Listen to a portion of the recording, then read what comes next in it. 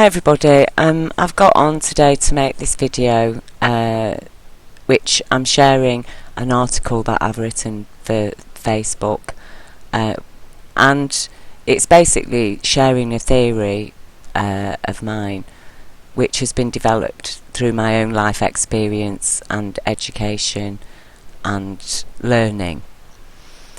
And knowledge is meant to empower people, and so unfortunately people are kept mystified, and that's one of the ways that the New World Order over the centuries has established its governing institutions and powers that govern us. And they deny knowledge to people, and they keep people mystified, and then they judge them as ignorant. And that is actually an illegal interpretation of the word ignorant, because to be ignorant you have to know. So the people aren't ignorant, they're mystified.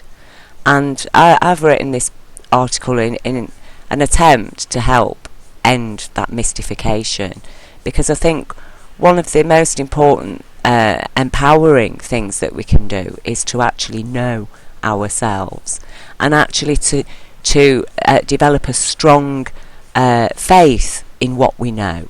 Like I have faith that the chair I'm sitting on is going to support me. That's what faith is for, faith in what we know. And sometimes when we can't know, we can have faith in supporting evidence, reasonable supporting evidence and a fair assessment of facts, you see. So anyway, I posted it on Facebook. I mean, not many people have read it, and that's why I thought I'll make this video to share it more widely, because I know people haven't got time to read stuff, and there's so much out there anyway, but if you don't want to listen to my drony voice, you can just click on the link and read it, which I'll post the link just underneath this video. So anyway, I hope that the information here does empower people. I have faith in it. I have faith that what I've written is actually correct, and I think that we need to get in line with some real understanding about who we really are and what life is really all about. So anyway, here goes. I've called it Another Sunny Day, and this is a picture of Bradford town centre. The understanding and ideas shared in this article are the result of my own life experience and the lives and learning of others whom I have met along the way. This knowledge is like a light, a star, shining through time until its light reaches into a garden where seeds spring to life according to the choices between the colours in the light. Like a rainbow is our DNA. Our universe, in the colours of human life, has embarked on a voyage of self-discovery. To explore every possibility safely, effectively and lawfully, our first responsibility is to know ourselves. To achieve this knowing of ourselves, we need to understand the components that contribute to the whole of our comprehension of me. There are 4 me's inside every person: the individual, active and conscious me, the intellectual, comprehensive, logical me, the compassionate, ethical, considerate me, the emotional, spontaneous and physical me. And so I've listed these 1 to 4. Problems begin when people are raised in ignorance of the fact that one me equals 4 me's. People are persuaded to put all their eggs into one basket and identify most strongly with me number 1. This means the other 3 me's are mostly about supporting and benefit number 1 me equals imbalanced ego. The result is a world of selves, all operating mostly in their own self-interest. The ego me's hardly care what happens to others. Ethics, consideration, logic, every ideal is corrupted into serving the ego me, and out of that arrive various philosophies and beliefs that favour certain groups of me's at the expense of others. i.e. white me's or rich me's or Zionist me's, and so on. All the corrupted philosophies then create conflict, and everybody's number 4 me is dragged into the resulting negative emotions one way or another. Number 4 me in an egotistical world is angry, upset, oppressed and in pain, unless we can ignore the plight of others and just focus on number 1 me and be compassionate and ethical only for number 1, which basically means that number 3 and number 2 me's have been compromised and effectively jailed inside number 1 me. The way to do this successfully, i.e. guilt-free, is by holding very firmly onto beliefs that support our right to be ignorant of our number 2 and number 3 me's natural allegiance to universal law, i.e. the me's that chide us for doing wrong. We tell ourselves, however, that ignorance of the higher intelligence of number 2 and number 3 me's is actually pragmatic intelligence, because it is based on learning, and we are supported in our learning. We use that learned reason of our belief to batter down our number 2 and number 3 me's. We tell ourselves that it is those who have not learned to live on foundation of our strong belief, who are in fact ignorant, and who are therefore made weak by failing to adequately subjugate their number 2 and number 3 me's. So basically, these 4 aspects of the human condition, psychological condition and physical condition, we do have to, in order to sustain the number 1 me, we do have to subjugate our compassion, our ethics, and even our logic and our intellect, in order to support the individual active conscious me, and all our emotions and spontaneity and physical being are all devoted to serving that number 1 me. So, anyway, to continue, belief in proven facts, knowledge and lawful evidence supported by lived experience is good. Belief in mystery, suppositions, assumptions and self-serving judgments is bad. Life has turned into a competition between all the number 1 me's vying for greater power, control, influence and wealth. In this climate, the most vile egos rise to the top of the food chain, their ethics and logic based on serving their number 1 philosophies of divide and rule, politics, religion, class, race, gender. Top number 1 me is a white westernised male who owns the World Bank and thereby controls every government's army. All other number 1 me's are secondary or third or fourth or fifth. Their personal number 1 me's are judged as less important and even inferior depending on how low down the scale they fit, i.e. a black impoverished female child is least. So she's the last when it comes to serving the number 1 me who is in power. Despite the strong influence of top number 1 me's, many whole people thrive in this world, and they are actually an overwhelming majority because the number 1 me's are effectively denied their right not to live trapped inside the number 1 me. Which means they are aware of their intellectual slavery, and the number 1 me is a shell they instinctively wish to break free from. Such people are living a lie by force and not by choice, and therefore as soon as they are liberated from serving the only number 1 me, they are instantly whole and they delight in living a good life. So basically what I'm saying there is that people are enslaved to serving the ego, the ruling ego, and also in that case they have to live inside their own ego, you see.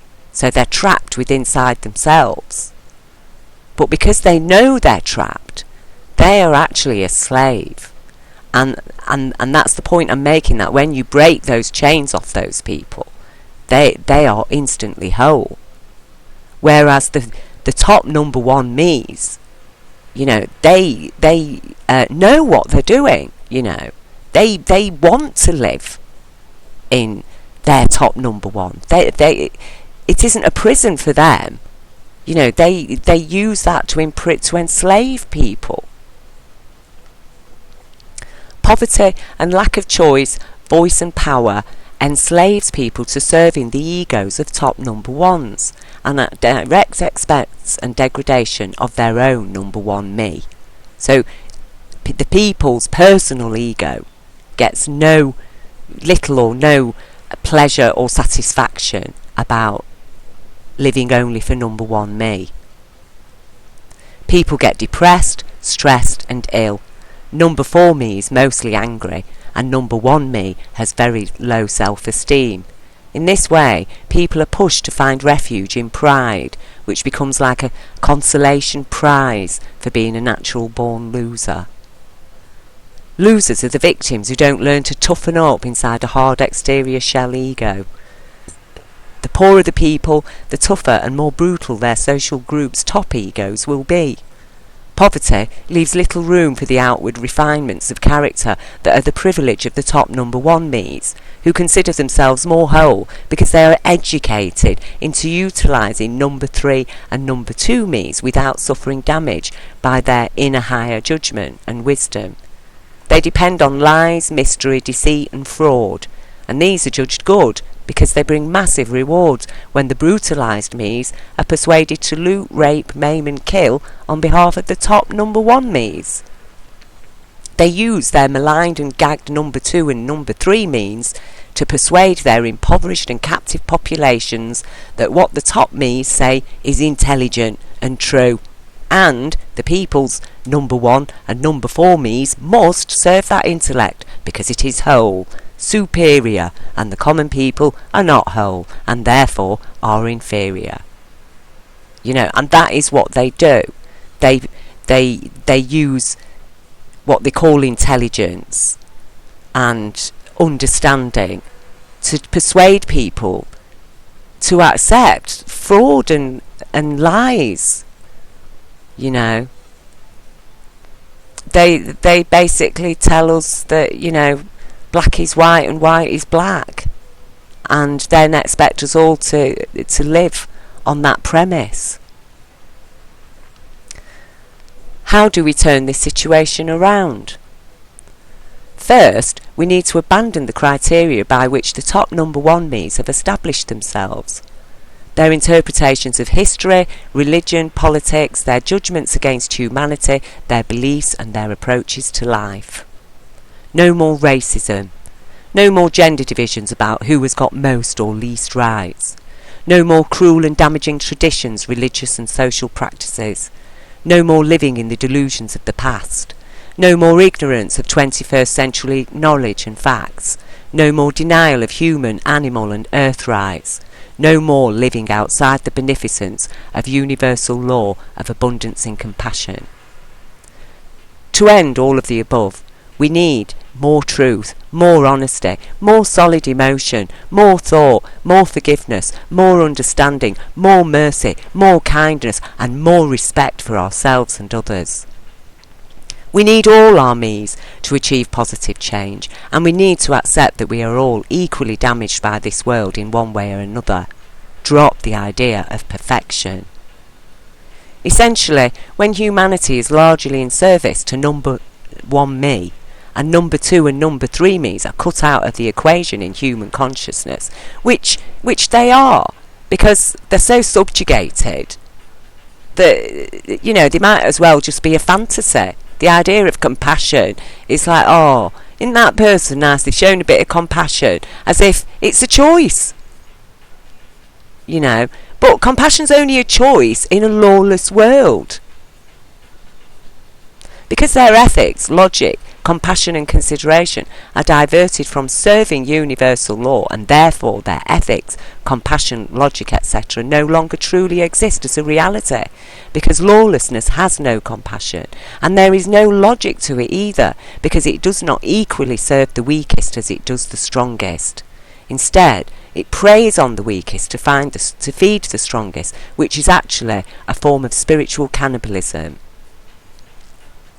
Number 2 and number 3 me's are mostly only nurtured in females, while males predominantly are herded into number 1 and number 4 me's. Both genders are therefore equally oppressed in that they are denied their right to be whole. However, males are persuaded that this is to their advantage in terms of material wealth and power in a material world. Commonly, females learn to loathe the number 1 and number 4 me. They consider it their enemy. Commonly, males learn to loathe the number 2 and number 3 me's as an enemy too. Subsequently, male and female relationships tend to be marred with discontent and at worst outright savagery. The universe created humanity to love. How can we honour our Creator and enjoy our lives in love if our world is controlled by lawlessness? The only way is to get with universal law. It doesn't matter your faith or lack of it, your gender, your race, your class. Universal law of abundance and compassion serves all from the first to the last. The last, least in this world right now, is the impoverished native child. She is judged valueless. She is sold for gold. Top number 1 me is like gold because it is very heavy, oppressive. It is a weight on people's minds because people are herded into needing that gold to print money, to buy food, to live. Because the gold is so scarce, top number 1 me's claim it is exceptionally valuable, more valuable than our children. And, you know, at this point I must point out that gold is not scarce. For what humanity needs gold for, we have got an abundance of the stuff. The reality is that 99.9% of life on Earth survives perfectly well without gold. The 0.1% need gold. They need it to keep the light locked away inside people's mind and heart, because otherwise they would become whole and abandon lawlessness and choose wisely to live under universal law. They would value their children more than gold, and in that case the 0.01% have lost all the power it has took their collective consciousness over 2,000 years to establish. Except we know they were wrong, and their wrongness is in no way lessened. Instead, their diversion from the law now threatens all the life on our planet and has openly and publicly expressed a desire to cull humanity. We have no weapons to fight them, except the law is our iron rod, and it shall not be spared, because it is intolerable to bring our children into ruin. Without law, a human quality of life is ruined. We live in a facade of progress. The fancy skyscrapers and shiny city centres appear to reflect our conscious development as a species moving through life in time. All of that progress is most reflective of the 0.01% consciousness of top number 1 me's. The 99% has laboured to deliver it all, and only to discover that by today none of it was really meant for we the people as a humanity. No, we are considered as surplus stock, and our conscious development counts for nothing. What we the people know is not what the top number 1s could ever know, because the 0.01% do not live in reality. They live in a fantasy that their money buys, and they blind people with that fantasy, and they control people into serving and believing their fantasies, which are lies. The facts are clear as day, and this is a very clear day. Face reality. The human child is at risk of a monstrous global economic system that has put every future human child in debt forever. We have a lawful and ethical and compassionate duty now to rise up and protect the child of humanity, and to deliver that child a future worth living as a lawful and whole human being. To begin, we first need to get our priorities straight and realign ourselves with universal law of abundance and compassion, where no race or gender is considered superior than another. 1. The emotional, spontaneous and physical me. 2. The compassionate, ethical and considerate me. 3. The intellectual, comprehensive, logical me. 4. The individual, active and conscious me. When we accept that first and foremost, life is emotional, spontaneous and physical, we thoroughly appreciate the inherent need for universal law. we then understand and accept it as a gift and not a constraint. The individual active and conscious me needs to come last out of respect for the rights of life, other life beyond our own. With respect comes true freedom.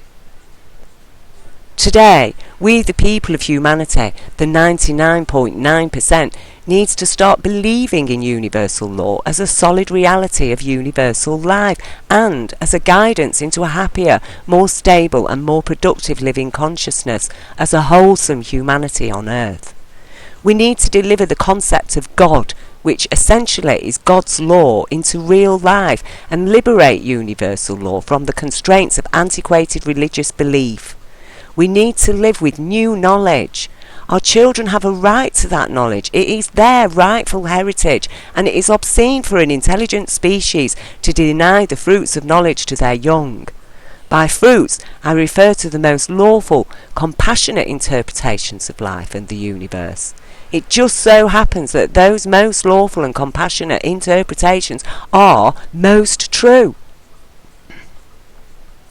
The enemy of humanity are the lawless 0.01%, and they are rich because they hold all the gold, and they say an ounce of gold is worth more than a man's annual labour, and therefore 3 billion workers labour for 75p a day. They cannot grow food or produce according to their own needs because the land is owned by the 0.01%, who use it to grow non-nutritious products like coffee and tea. People have no time to make clothes or hunt and gather. They need the golden money to buy their food from the golden money-owned shops and markets. The psychological mechanism of a lawless money supply is so simple a child can easily understand its inevitable dynamics. Equals permanent austerity for the 99%. Jesus explained that one side of the coin is for Caesar, the other side of the coin is for God. God equals universal law of abundance and compassion because God's law is unconditional love. According to God's law, the 0.01% accountants have been shortchanging God for centuries. Their money has not devoted one half of every coin to upholding and establishing and serving God's law. Only a very small percentage has been given to God's law, and the greater portion of that wealth has gone directly to religious organisations who themselves have failed to serve God's law and in fact mostly use the concept of God to sustain their own number one me's. Money is only the root of all evil when money is created and controlled by a lawless ruling elite. A lawless elite is afraid of universal law because it oppresses and inhibits their psychological imbalances in exactly the same way their lawlessness oppresses and inhibits the sanity / lawfulness of the 99%. Who is right and who is wrong? Which consciousness best serves a brighter future for our children? Obviously, the global elite are a threat to life on Earth, and only because they are imbalanced and psychologically compromised to the extent of utter insanity. Effectively, the global elite need rescuing too, from themselves. This is why forgiveness is such an important concept and attribute of our number 2 and number 3 me's. We most of us have little or no choice about how we develop under the myriad assaults of this world, which has conditioned us all from childhood. Universal law, therefore, in its compassion, offers an amnesty today for all who take strength and courage from universal law, and who subsequently use their power and wealth towards satisfying the beneficence of universal law, according to the needs and in respect of all the life on earth. When we perceive life through the eyes of universal law, everything is different, and all those little things in life that people in a nation like Britain take for granted as normal are suddenly revealed as thoroughly abnormal and corrupt. Here I am, writing this, wearing clothes made by someone who I'm not even supposed to think about or care about, but they made my clothes, and they grew and harvested my food, and they give to me. And the money I use to buy that food and these clothes is only half the fee, because if those people are not receiving their fair share of the money made from their labour, then universal law is denied to those people, and I am therefore legally existing on loot extracted from victims of wage slavery, rape and violence. Is this how we choose and need to live? It's our choice, and it is the lawful duty of the 99% to ask. And if the elite's deaf ears are deaf to our voice, then we need to shout all the louder until their deaf ears hear our plea. We have common sense, and they have a common purpose, equals divide and rule. If our common purpose is not supported by our common sense, then what use is that purpose? Lawlessness supports the common senselessness and purpose of the 0.01%. They serve a dead consciousness. Universal law is for life after a life. Wake up and live in the light of a new day. Thank you.